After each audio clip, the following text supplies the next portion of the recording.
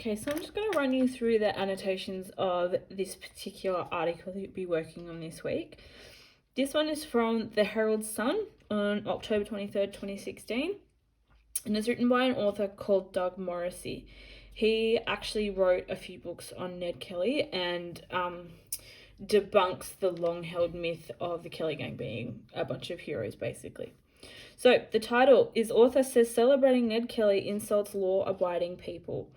Straight away, we know that there's going to be quite a lot of strong language just based on the headline. So it starts off. A few days away from the 138th anniversary of Ned Kelly's murdering of 3 policemen at Stringybark Creek comes startling news. The Victorian government is to spend $1 million refurbishing the house the bushranger was born in at Beveridge. So straight away we know what the issue is.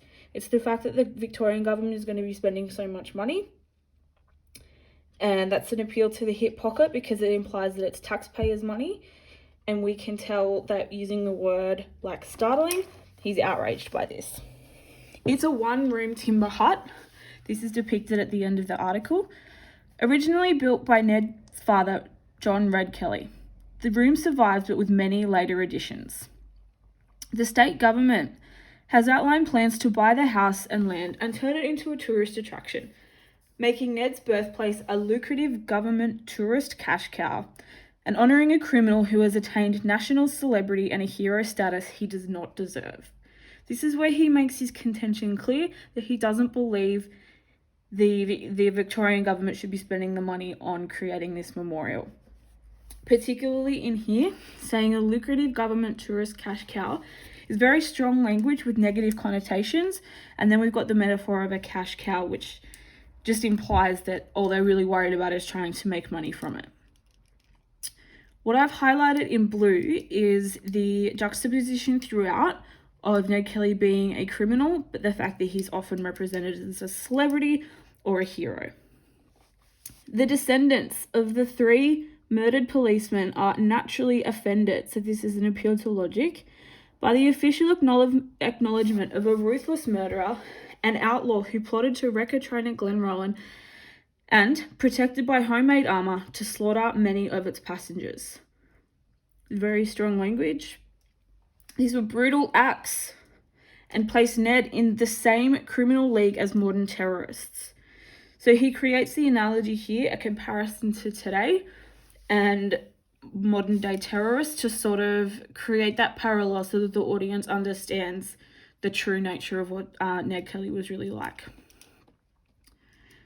It's worth asking whether terrorists such as the murderer of police accountant Curtis Cheng would be memorialised in that way. He's provided a recent event from 2016 so that it contextualises this even further for the audience. He answers his own question. Of course not. This is to highlight the logic. Ned Kelly's crimes of violence and thievery are not an example of heroism. They are crimes of reckless choice by a lawless individual who was without respect or concern for his fellow citizens. There is deliberate, strong repetition of these words throughout. He's referred to as reckless and lawless a lot, and the exact opposite of being a hero. Kelly's female descendant, who toured the rundown building with a film crew, said it was part of Australian history and Ned should be remembered. So just calling her a female descendant kind of alienates her as a person.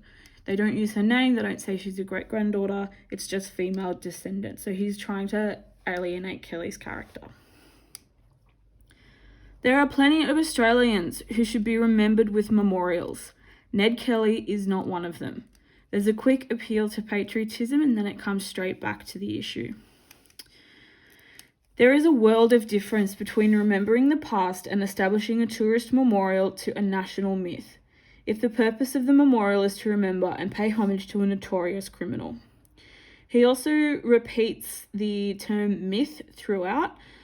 The way that Ned Kelly has usually been portrayed in Australian history is as a hero. So what Morrissey's trying to do here is to change that narrative and to reinforce his own contention that Ned Kelly was a bad person and shouldn't be memorialised. The Kelly myth, when looked at objectively and without prejudice, is ugly and historically untrue. There is no truth to the argument put forward by many Kelly authors that small acreage Dad and Dave style farmers were on the verge of open revolt because of squatter harassment and police persecution. The Dad and Dave is a cultural allusion to an Australian radio play that was on, I think about in the 1930s, and it was just about a family farm. Using the strong language of squatter harassment and police persecution just reinforces this imagery. The social, economic, and political conditions of the time were far less confrontational than the Kelly myth suggests. Nor is there any truth that Kelly was plotting to establish a republic of northeast Victoria. The Kelly Republic and Ned, as a revolutionary leader of the oppressed and downtrodden, are post-World War II ideas that had no currency in Kelly's community. As Australia is a relatively new nation, particularly in the 20th century, we spent a lot of time trying to find out what our identity actually was. So, post-World War II, this is when the idea of the Kelly gang and Ned Kelly being heroes really came to prominence. But this is completely different to how he was actually seen during his own time, which was as a violent criminal. The community divide was not between tyrannical squatters, despotic police, and the rest of the community. It was a sharp division between law-abiding, respectable majority and a disruptive and predatory criminal minority. So there we have an appeal to justice and morals, and he's creating the distinction between the two parts of society.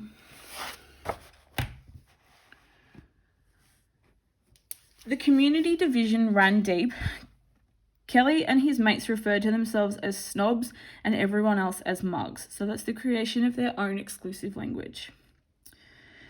Criminals today have a similar disparaging jargon differentiating themselves from the people they prey upon.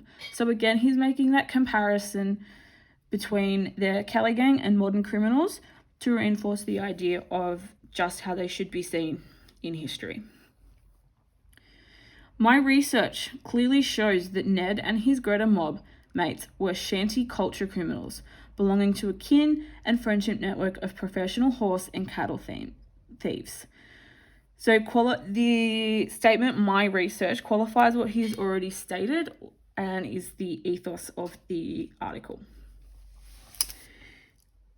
They stole horses from everybody, bullying and intimidating those around them, including poor and struggling farmers, the very class of people supposed to be Kelly's greatest supporters.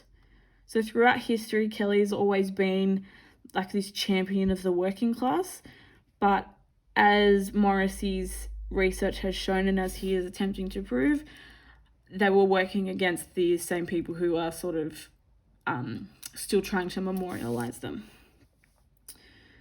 The Victorian government should immediately withdraw its planned $1 million offer to refurbish a ramshackle house. So we've got the imperative language of immediately, and straight away in this last part of the article, the author's giving a suggested solution.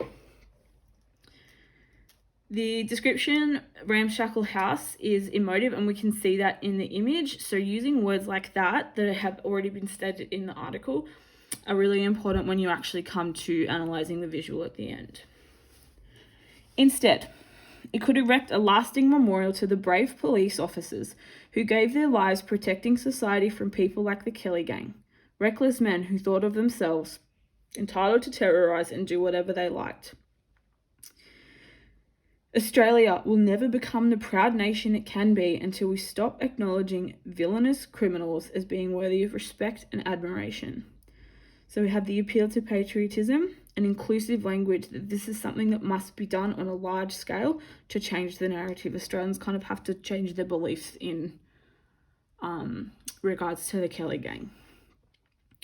We are better than that and should all live up to our national ethos of a fair go for all, free of intimidation and thuggery from violent criminals like Ned Kelly with their grandiose ideas and loaded guns. So that's a continued appeal to patriotism and mention of Australian values and inclusive language as well. So that's the end of the article itself. Then we come to the image. So what we need to think about when we're looking at the image is how it supports the contention of the article.